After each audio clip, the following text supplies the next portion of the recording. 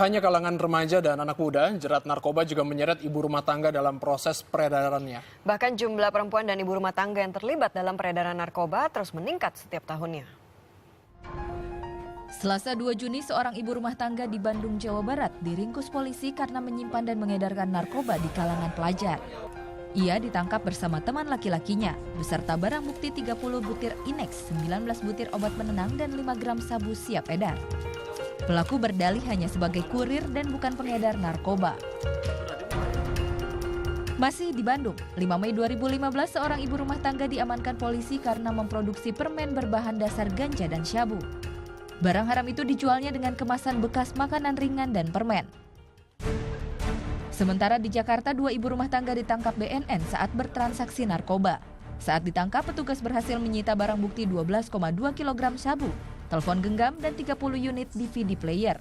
Di hadapan penyidik, pelaku mengaku direkrut menjadi kurir oleh warga Nigeria. Badan Narkotika Nasional mencatat dari 4 juta pengguna barang haram narkoba di Indonesia, 24% diantaranya melibatkan kaum hawa. Baik dalam proses penyimpanan, peredaran, bahkan produksinya. Keterlibatan kaum hawa dan ibu rumah tangga dalam peredaran narkoba bahkan terus meningkat setiap tahunnya. Motif ekonomi selalu menjadi alasan utama mengapa para ibu rumah tangga ini sudi berkecimpung di dunia hitam narkoba. Ya, namanya alasan itu adalah alibi. Selalu menyampaikan soal ekonomi. Tapi setelah kita dalami betul, secara sistematis, dia sengaja pesan, sengaja kemudian mengirimkan, dan sengaja paham, mengerti bahwa dia kurir. Dia paham dan mengerti tentang sebab dan akibat itu.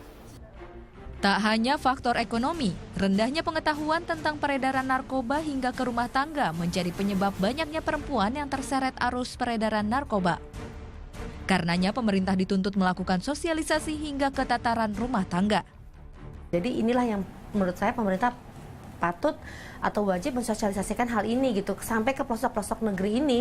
Jadi jangan sampai hanya membuat hukuman, tapi banyak sekali akhirnya kurir narkoba yang yaitu tadi yang dia sendiri mungkin tidak terlalu paham, gampang dirayu dan sebagainya, dan diiming-imingin hal yang bagus, yang besar untuk hidupannya, akhirnya ya justru yang jadi korban. Peran ibu rumah tangga sejatinya sangat penting dalam mencegah masuknya pengaruh narkoba di tingkat keluarga. Bila ibu rumah tangga memiliki pengetahuan yang cukup tentang dampak dan bahaya narkoba, dipastikan pengawasan dan perlindungan terhadap anak dan keluarga dari bahaya narkoba akan menjadi lebih baik. Karena sejatinya mencegah pengaruh narkoba sejak di tingkat keluarga akan lebih efektif ketimbang proses penanggulangan peredaran narkotika di skala besar.